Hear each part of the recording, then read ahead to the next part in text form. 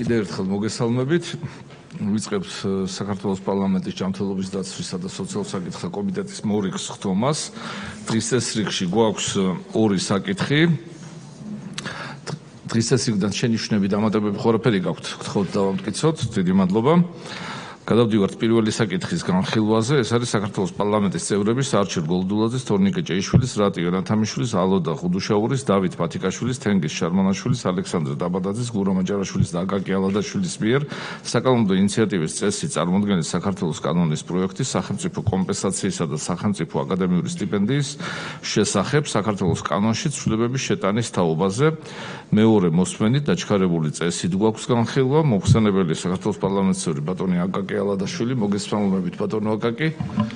დიახ, ესე იგი მეორე მოსმენის წესით წარმოგიდგენთ კანონ პროექტს სახელმწიფო კომპენსაციისა და სახელმწიფო აკადემიური სტიპენდიის შესახებ საქართველოს კანონში ცვლილებების შეტანის თაობაზე და პირველი მოსმენის შემდეგ კანონ პროექტს ცვლილებები არ განუცდია მოხმობრივი.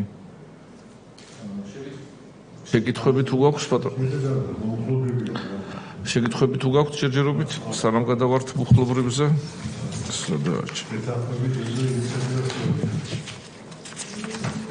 დავიწყოთ პირველი მუხლი. ცვლილებები არა გვაქვს მერვე მუხლში. დიახ, არ არის ცვლილებები, არ არის ცვლილებები. მეცხრე მუხლში არ არის ცვლილებები, არ არის ცვლილებები. მე-12 მუხლში არ არის ცვლილებები. მე-13 მუხლში არ არის ცვლილებები. მე-14 მუხლში არ არის ცვლილებები. მე-14 მუხლში არ არის ცვლილებები 14-ში. მე-15 არ არის ცვლილებები. მე-15 პრიმა მუხლს არ არის ცვლილებები. კეთილი. მე-14 სეკუნდა მუხლში არ არის ცვლილებები. მე-17 მუხლში არ არის ცვლილებები. მე-18 მუხლს არ განუცდია ცვლილებები. მე-19 მუხლში არ არის ასევე. მე-20 მუხლს, აი, ეტყობა ნაშრომს. მე-20 მუხლში მე-20 მუხლი. 21 მუხლი, ბატონო. არ არის ცვლილება. არ არის ცვლილებები. შეკითხვები დეპუტატებს?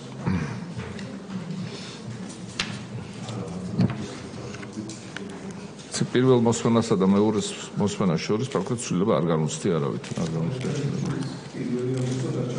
1 აგვისტო დარჩა 1 აგვისტოთ კი, იმიტომ რომ ადმინისტრირებას ვერ მოახდენს უბრალოდ ორგანო რომ და მე დავაზუსტე სანამ სამუშაო შეხვედრა დაიწყებოდა ჩვენი უკვე კენჭისყრის შემდეგ მიიღება ამ კანონზე მოქმედების გაჟღერება მოქმედ იმას აჩერებს. რა ქვია, დავებს ახლა უკუძალა აქვს, დიახ. უკუძალა ეხა ჩერდება. უკუძალა არ იქნება მიღებულზე, მაგრამ ეხა მიმდინარეც აჩერებს. მიღებული თანხები რა თქმა უნდა უკან არ დაბრუნდება, უბრალოდ დადგენილი თანხის ოდენობა დაკორექტირდება და შეესაბამება უკვე ჩვენს მიერ განსაზღვრულ ჯერს. კი ბატონო, მისაღებია. დიდი და მადლობა. იმისათვისაც მადლობა, რომ შეკითხვა დავსვი, პასუხიც არჩევი არ გავაჟღერო, ყურადღება არის ეს მოსახლის მიმართ. მადლობა. კეთილი, ბაში ბარემ კენჭიც უყაროთ ამ საკითხს, ვინ არის მოუხრო რომ მივიღოთ.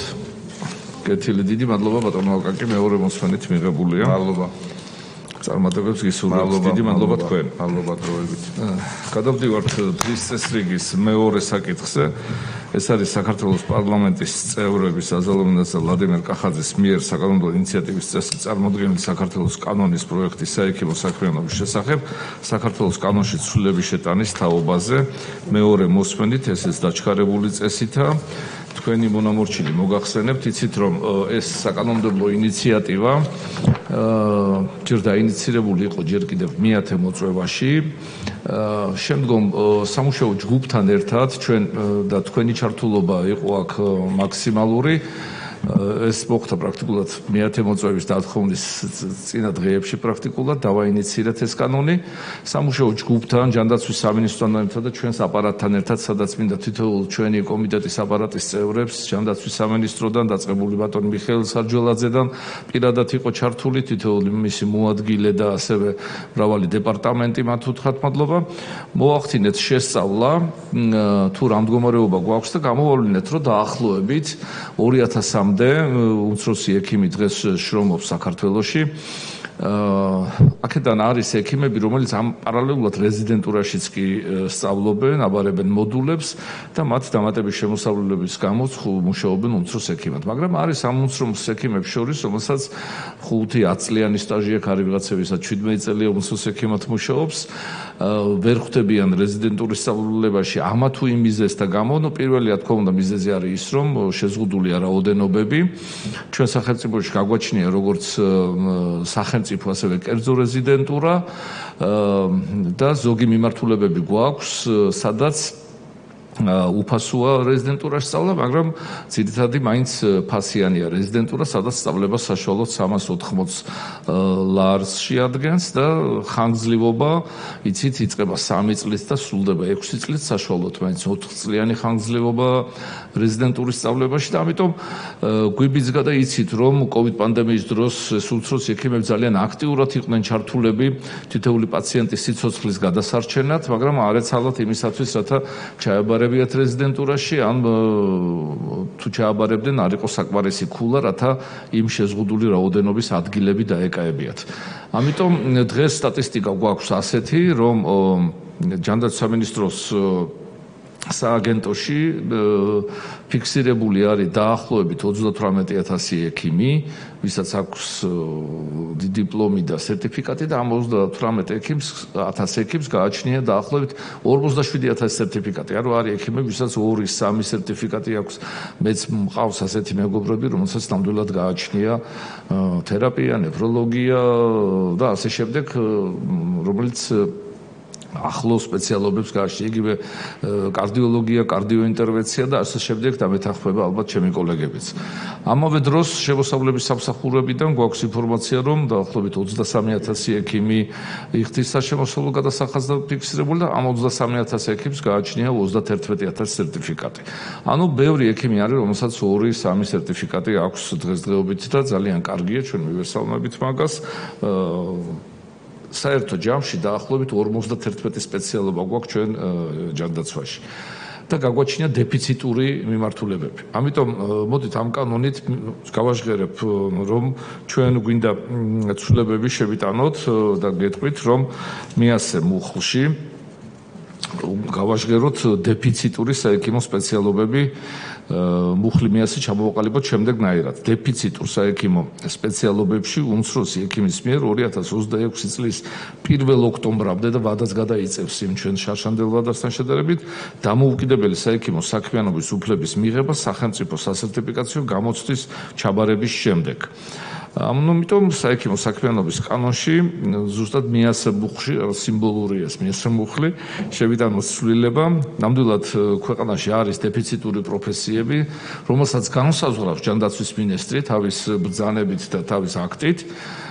ამის მონაცემები გააჩნია და დაჭირდება დახვეწა, რომლის საფუძველზეც სამინისტრო გამოცემს აქტს და ამ დეფიციტური საექიმო სპეციალობებში გამოცხადდება უფლება უმცროს ექიმებს, რომ ჩააბარონ სასერტიფიკაციო გამოცდა და მიიღონ ექიმის სერტიფიკატი, თუ კი წარმატებით ჩააბარებენ ამ გამოცდას. ჩვენ ვაძლევთ ამ უფლებას, რომელიც გაგრძელდება 2026 წლის 1 ოქტომბრამდე და გვინდა ალბათ ამ კანონის საშუალებით თითოეულ უმცროს ექიმს წარმატება უსურვოთ და საშუალებას მიცემთ, რათა მათ მიიღონ საექიმო სერტიფიკატი.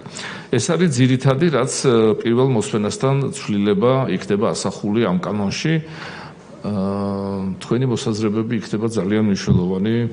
ბატონო ვლადიმერ, თქვენს როგორც გასაგრულია, მე ახლა აი საჯაროდ გიხდით ბატონ ზაზა, მე მადლობას ამისი ინიციირებისათვის, ასეთი იქიდან მოყოლებული ამ წლების გამოტარებული და ამ ახალგაზრდების გულშემატკივრობისათვის. არა მარტო ახალგაზრდების, ესენი მომავალი დიდი კორიფეები გაიზრდებიან, მომავალი დიდი ექიმები დადგებიან. ამ დიდ პასუხისმგებლობაში შემოდიან და უკვე ის, რომ ჩვენ აი ამ განსაკუთრებით სიტყვა დეფიციტური სცენებისათვის კიდე მადლობა და ამის გაჟღერებისათვის. ბრძანეთ სწორად, რომ 51 პროფესია, ძირითადი პროფესია და ქვეპროფესიები და რგოლები, რომლებიც მოითხოვა სამყაროს განვითარებამ და ცივილიზაციამ ასე დიფერენცირებულად მიდგომოდა სამეცნიერო სამსახურის, გამოგვივარდა გარკვეული ადამიანების როგორ თქვა ძალიან დიდად მოთხოვნადი პროფესიები, აი დაგვანახა ცხოვრება, რომ მე და ბატონი ზალი იყო საუბრობთ ცოტა ხნისი, პირველ გოლში, ყველაზე საფასურისგებლო გოლში ოჯახის ექიმის ინსტიტუტში სასწავლო ასაკმა მიაღწია 72 წელიწადს. ახალმე და გამამზაფრო მდგომარეობა გვისმენთ ჩვენი გულშემატკივარი და ერთგული გულშემატკივარი ჩვენი ადამიანები, ჩვენი ოჯახის დიდი ოჯახის წევრები და აი თქვენ აი ამ სიტყვის გაჩენამ ჩვენ კიდე მოგცა ერთი სტიმული ახალგაზრდებს, რომელიც აი ამ ყველაზე რთულ, ერთ-ერთ ყველაზე დიდ გამოწვევაში დიდი გორიზონტი უნდა ქონდეს აქ ექიმს, როცა პირველადი ჯანდაცვის სისტემაში ერთები პირველ გოლში, შენ დიფერენციალური დიაგნოზის და კლინიკური აზროვნების დასავლი პონიგოლი გეშლება. აი მთლიან ველზე და ასეთი ცოდნას რო შეიძინოს ადამიანი 4 წელი იღვაწებს იქა 4, 3, 4, 5 უკვე იმას ის მოდულებიც მომზადებული აქვს პარალელურად. აქედაც ფიქრობს, იქ მეცნიერებს ეკითხება, თანამედროვე მედიცინას ეცნობა, ეკოლოგიებზე დადის, იქ ვაფია კრედიტულებს აგრებს და მას ჩვენ ახლა ყველა თქვენ ვინც ხვალ ხარ დაუჭერს ამ კანონს, წანეშუქ საუნდებთ ახალგაზრდა ადამიანების ამ დეფიციტის ამოსების საშუალებას და ეს მისასალმებელი საქმეა. გარდა ამისა, ამ ადამიანებს კიდევ ერთხელ სახელმწიფოსთან ჩვენ ვართ სახელმწიფო აქ, ჩვენ ვისაც ველაპარაკებით და ჩვენ გვჭირდება აუცილებლად ძალიან სწორად, მოზომილად, ძალიან იცით როგორ თქვა, სიტყვა ძალიან მკაცრია ზოგჯერ როცა მოუმზადებელი ყური ხდება და გვინდა ერთად შევამზადოთ რომ ადამიანები ის სამწყო რომელშიც ჩვენ ცხოვრობ და ვითარდებით რაღაცა მოწესრიგება საჭიროებს. სწორებძანა ბატონოზამ არის ერთი ადამიანის სამი სერტიფიკატია და არის ადამიანი რომელსაც არ აქვს საერთოდ არაფერი და უმცროსი ექიმის რანგშია. ამ შრომის გადანაწილებას, ამ ერთმანეთის ზიარობა, ცოდნის გადაზიარება ალბათ მაინც მედიკოსებს ყველაზე მეტად ჭირდება, იმიტომ რომ ისეთი პროფესია სხვა არ არის, სადაც კონსილიუმია საჭირო ხშირად და ყველა ადამიანი სამეცნიერო სფეროში მოღვაწე თავის თავს ამ კონსილიუმის მოგზაურებულ წევრად ფლის და გვინდა რომ ჩვენი გამოცდილება და მით უმეტეს საკანონმდებლო გამოცდილებამ ეს გზა და შანსი ახალგაზრდას მისცეს. ამიტომ მადლობა ყველას, ჯერ ინიციატორს ყველას და ვინც ხარს უჭერს ამ იდეას ყველას მადლობა. კიდევ ერთხელ მოგესალმებით და ძალიან დიდი მადლობა კომიტეტის თავმჯდომარეს, ინიციატორებს და აქვე ვიტყვი ჯანდაცვის სამინისტროს, რომელთანაც კონსულტაცია გავლილია და ზოგადად ხელისუფლებას, რომელმაც მხარი დაუჭირა გამონაკლისი წესით ამ ერთ ძალიან მნიშვნელოვან ინიციატივას, რომლის უკანაც დგას საკმაოდ მნიშვნელოვანი ჩვენთვის ღირებული ნაწილი და ჩვენი მომავალი კოლეგები, იმიტომ რომ ჩვენ ერთად გავიარეთ სწორედ COVID პანდემიის პერიოდი და მაშინ როდესაც მთელი რიგი მიმართულებით ჰქონდა დეფიციტი, რომელიც გამოიწვია თვითონ ამ დაავადების გავრცელებამ სამედიცინო პერსონალს შორის, უნდა აღინიშნოს და აღნიშნავენ უკვე სერტიფიცირებული ექიმები, რომ მათ ტოლფასად მოახერხეს უმცროსმა ექიმებმა ამ გამოწვევის, ასე ვთქვათ, მართვა და შესაბამისად ესენი იყვნენ რეანიმატოლოგები, ოჯახის ექიმები, პედიატრები, განსაკუთრებულად ფსიქიატრები, ნარკოლოგები, რომლებიც მაშინ ყველაზე მეტად უგჭირდებოდა მიმართულებით და დარწმუნებულად ეს და კიდე სხვა ბევრი მიმართულება რო არ გამოჩნდეს, მოხდება იმ დეფიციტურ ჩამონათვალში, რომელსაც მიეცემა საექიმო საქმიანობის უფლება, რა თქმა უნდა, სასერტიფიკაციო გამოცდების გავლის გზით. და აქვე ვიტყვი, დარწმუნებული ვარ, რომ ეს ადამიანები შესაბამისად მოემზადებიან ამისთვის, რომ კიდევ ერთხელ აჩვენოს საზოგადოებას და ჩვენს კოლეგებს, ვინც შეიძლება იყოს ცოტა სკეპტიკურად განწყობილი ამ, ასე ვთქვათ, ინიციატივის მიმართ, რომ ისინი ისე წარმატებულად ჩააბარებენ გამოცდას, რომ ბევრ ასე ვთქვათ, რეზიდენტურა გავლილს აჯობებენ თავიანთი, ასე ვთქვათ, ქულებით. მადლობა. კონკურენციისთვისაც ძალიან კარგი. დიდი მადლობა ბატონო ზალ. კიდევ ერთხელ მინდა მადლობა გადაუხადო თითოეული კომიტეტის წევრს. აქ ფორმალურად თუ ორი ადამიანი ინიციატორი ნამდვილად ყველა 7 კომიტეტის წევრი აქ მონაწილეობდით ამაში ამ პერიოდის განმავლობაში და ამ კანონს ელოდება თითქოს 2000-მდე ჩვენი თანამოქალაქე და იმედია რომ სესიაზეც მივიღებთ ამ კანონს ხვალდაჩქარებული წესით. Რა თქმა უნდა, უღრმესი მადლობა საქართველოს ოკუპირებულ ტერიტორიიდან დევნილთა შრომის, სოციალური საკითხების და ჯანმრთელობის სამინისტროს ბატონ მიხეილ სარჯველაძის მეთაურობით და მადლობა ყველა აპარატის წევრს ამ კანონზე მუშაობისათვის. იმედია, ხვალ მესამე მოსმენიდაც წარმატებით მივიღებთ საკომიტეტო მოსმენაზე. მადლობა ქალბატონო ირმა, მადლობა ქალბატონ რიმას, მადლობა ქალბატონ სალომ, მადლობა ბატონ ზალ ანტონს, ბატონ ლადოს და გთხოვთ თქვენ კეჭისყრა ჩაატაროთ. ეს ნაწილია კანონმდებლობის, რომ პირადად ინიციატორი ვერ დააყენებს ერთ-ერთი პირველი ის. ამიტომ მე ვაყენებ კენჭისყრაზე.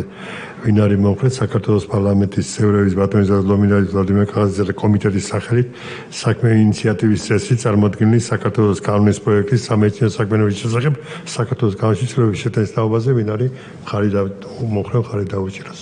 დიდი მადლობა. მადლობა ბატონო. ამით კომიტეტის დღის წესრიგი ამოწურულია. ყველას დიდი მადლობა. წარმატებულ დღეს გისურვებთ.